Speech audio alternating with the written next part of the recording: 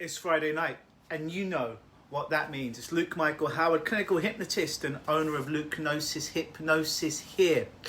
And tonight's Facebook Live is entitled Get the F Off of the Facebook Addiction Groups. I understand that this is ironic, given that this is on a page, not a group on Facebook telling you to get off. But all will be revealed a little bit later on and why you should do this. We're just going to give people a few moments to get on board here tonight. It is Friday here in Toronto and probably most of the world right now.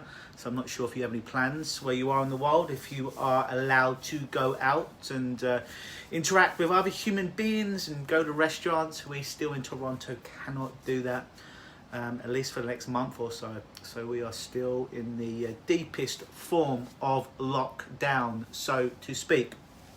So, what's this video about? Well, it's about on Facebook. There are many groups, and I understand that a lot of people on this page may be a member of certain addiction groups.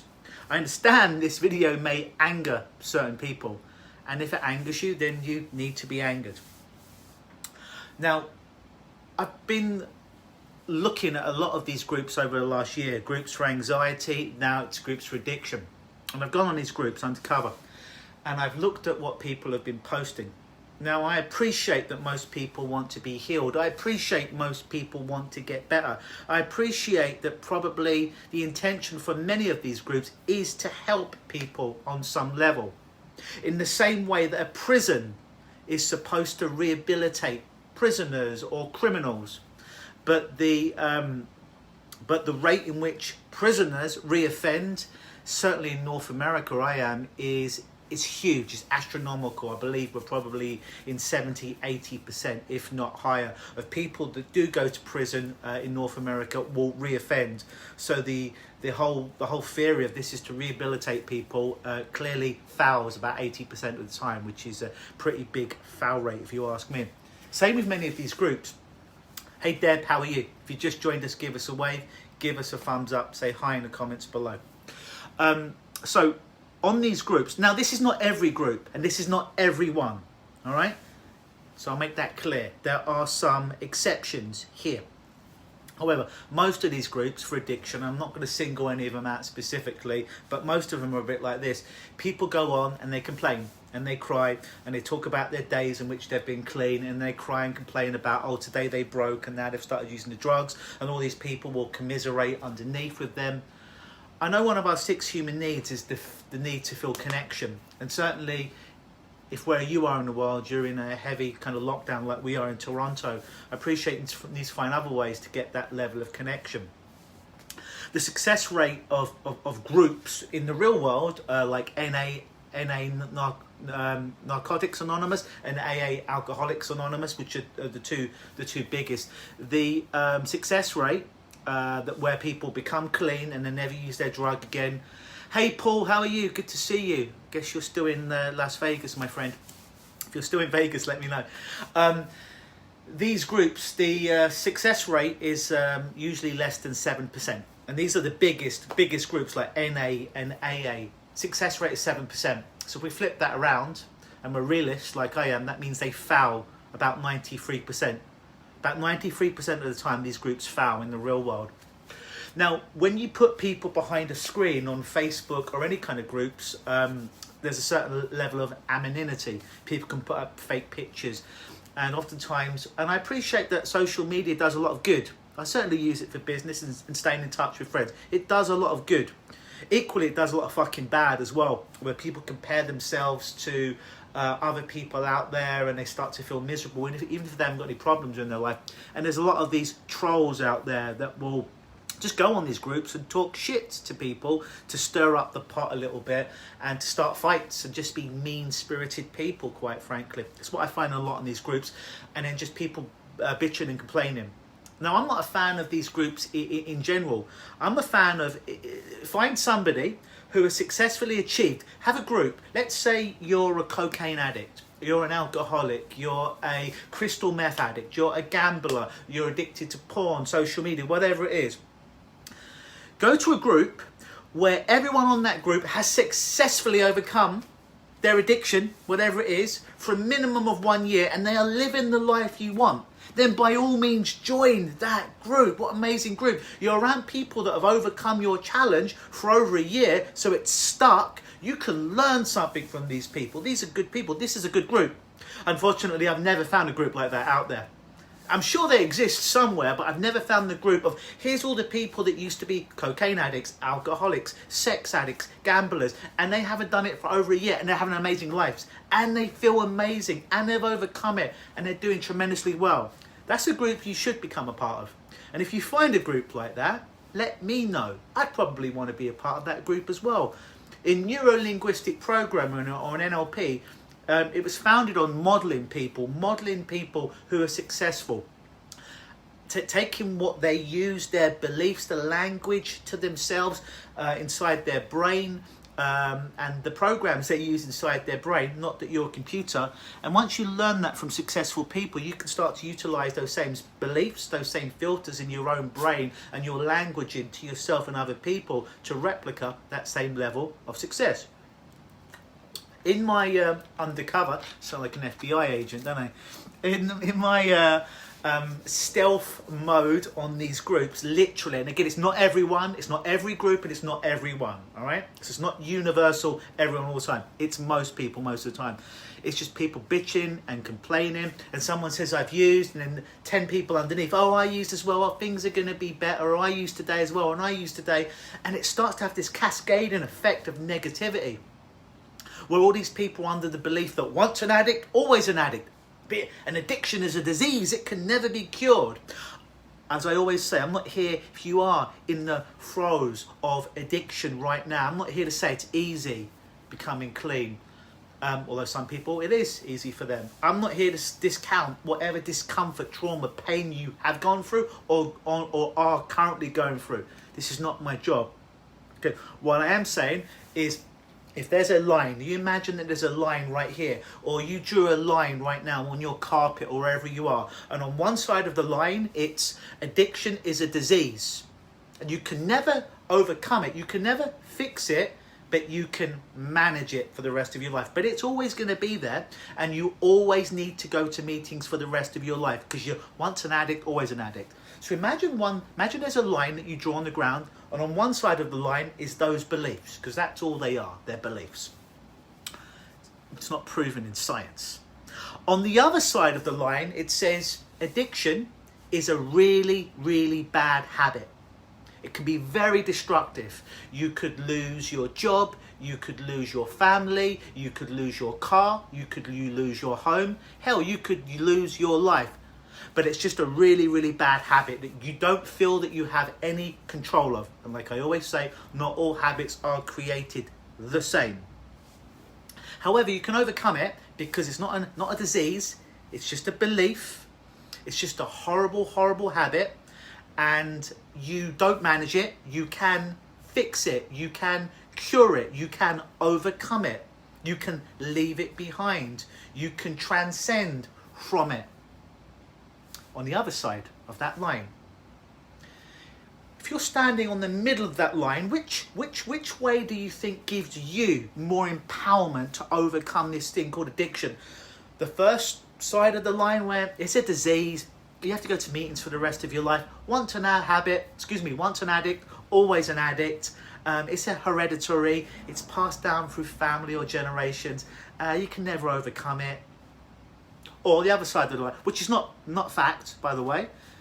We haven't proven it. But equally, the other side of it isn't necessarily fact either. The other side is, it's a horrible habit, something you don't feel that you can control.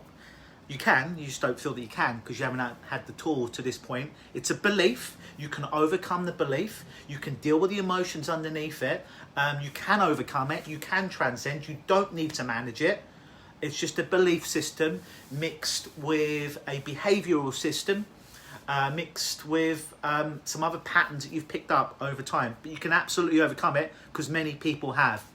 Which side of the line do you think empowers you to overcome this, to transcend it, to no longer be an addict, to leave that behind once and for all. The first side, once an addict, always attend meetings, even if you haven't used in 30 years like Anthony Hopkins. You're still an addict. You're always an addict. Or the other side, which is, yeah, I used to do something that was dangerous, that may have lost me my job, my house, my family, my car. Luckily, not my life, and I overcome it. And it was difficult and challenging. But just like at some point in my life, I had this job or dated this person or owned this car, I no longer date this person. I no longer have this car. I no longer have this job. It was real, but no longer. Which do you think gives you more empowerment to step forward, to gain sovereignty of their life? The first one and the second one. These groups on Facebook don't help do that. They're a group where people come together and they bitch and they complain and they stay stuck. And they keep fueling. Oh yeah, well I use crystal meth today. Oh, let me do one better. I use crack cocaine. Let me do one better. I use heroin. Oh, poor me, poor me. This is the 7th time I've relapsed this week. Oh, poor me. Yeah, but it's my mum's fault, or it's my dad's fault, it's my grandfather's fault, because we all know that addiction, is passed down from generation to generation. So I'm not going to take any responsibility for it. Oh, it's a disease. I can't fix, disease, cancer, AIDS, COVID. We can't fix this. Oh, it's a disease. Not my fault at all. I'm just going to come in here and get people to back up my belief so I don't have to feel like a piece of shit because I ain't doing what I need to do to fix it. Which one gives you more empowerment, folks? Choose the side of the line that you want to step on. Neither is necessarily 100% true, but one of them gives you the power, gives you the sovereignty, gives you the agency to take control of your life and to leave that shit behind. And the other one keeps you stuck, like on these Facebook groups. Bitching, complaining, moaning over and over again, but never really coming to face with your addiction, that monster, that wolf, and actually doing something about it. To get off these groups. With the exception is if you find a group of people that have overcome your addiction for over a year, they're doing amazing, they're really happy, their level of happiness and mindfulness in their life is high, then join that group. That's a freaking amazing group, and then send me an invite, because I've never found that group. I'd like my eyes to be open to it. But with the exception of that, folks, there's a lot of my clients that I found on these groups, and I never gave them instruction. It's up to you what you do. I'm not here to tell you what to do, although it sounds like I am, but I'm not. It's your life at the end of the day. I'm just giving you years and years of, 22 years to be more precise, of working with people in addiction and what helps them become free and what keeps them stuck. These groups keep them stuck. Find other people, more positive groups where you can connect with things you want to achieve in your life, right? But these groups for addiction, they just keep people stuck. Luckily, many of the clients that I've seen, they're like, Luke, after I worked together, I just left that group because I realised how negative it was. People would just be moaning, complaining, fighting, victim mindset, but never actually having the bravery to face something that is a challenge and face it head on. Take responsibility, face it head on, and overcome it. If you want to give yourself a fighting chance in overcoming your addiction, get off the fucking group. Okay? Stop writing about it online. If you want to keep a blog that you keep out there to inspire people, if that helps you, that's a bit different. That's a bit like having a journal or a diary and publishing that. There are many sites that do that. You can do that for free. If you can find people who have successfully overcome their challenges, their addictions, then by all means have their mentor. But be careful that they're not giving you this bill of rights that, even though I haven't used for 30 years, I'm still an addict underneath. You don't want that. It's just a belief. It's not real. It's just a belief. But it's a belief that keeps you on that side of the line and keeps you trapped and gives you no empowerment to transcend, to overcome, to leave the addiction behind, to get to the next level. So that was my discourse. That was my Facebook today, my Facebook Live. If you have any questions about this, if you're watching live, then please ask the questions below. Feel free to leave your hate below as well. I'm sure some people will get upset with this. It's not my intention to stir it up, but it is my intention to give you the raw, honest truth of working with people in addictions for over 22 years and stealthily going on these addiction sites, or Facebook groups, and seeing the level of negativity, toxic negativity that keeps people trapped, that keeps people stuck. And I'm in the business of helping people to liberate themselves so they become free and they transcend to the next level, not keeping them stuck in the muck, in the mire of their issues. If you know anyone that would benefit from these videos, these Facebook Lives, then please do share it with those people. Also, if you yourself need help, then underneath this video there'll be a link to booking a screening call with me, which will be an audio conversation that we will have. If you're suffering and you want help and you're ready to actually take help and do something about it and not just pay lip service. If you're ready to do something, you're not quite sure how to help yourself, but you know now's the time to do that, then click on the link below for the screening and book your screening call with me, and we can have a chat to see if you and I would be a good match, and if I can help you to help yourself become free and be the person you always knew and dreamed that you could be. Well, that's it. I'm going to enjoy the rest of my Friday evening. Wherever you are in the world, enjoy the rest of your Friday evening, if indeed it is still Friday where you are. I'll see you soon. Same Luke time, same Luke place, same Luke channel. Always belief.